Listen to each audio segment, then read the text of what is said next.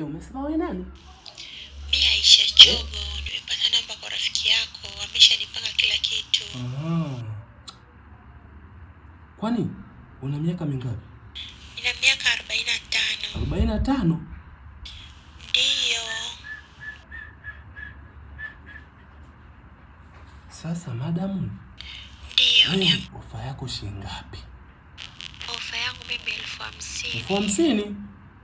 Ndio, 50,000. Tajiri. Ongezea basi, ongezea. Alafu mimi nikwambie, hela yangu mimi ni ya uhakika. Maki hiyo hela ukitaja dau uzuri, nakuja muda huu no kulala hadi kesho. Wewe. Mimi nahakikisha nimekusafisha kila kona. Maji yako yote na yakausha. Yaani unatoka msafi. Una uhakika kijana? Ongezea hata 30,000. Wewe njoo. Ongezea 30,000 nije saa hizi madam. Ya kweli hayo? Ongezea 30,000. Mimi cha kwanza ni hatari. Yaani nikinani leo, mwezi mzima utakuwa utamani chochote. Mimi tofauti na hao maboya wakikugusa leo, kesho kutwa unatamani. Wewe ongeza tu hilo dau, nije nikusafishe.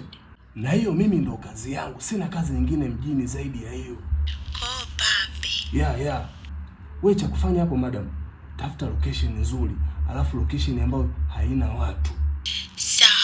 Unajua hiyo swala ni fezea. Najua. Wewe nitumie location, mimi nakuja muda huu. Naoga tu nakuja. Uhakika lakini? Ndio. Basi sawa, nakutumia. Umesikiliza maongezi yangu? Vipi, maongezi gani tena?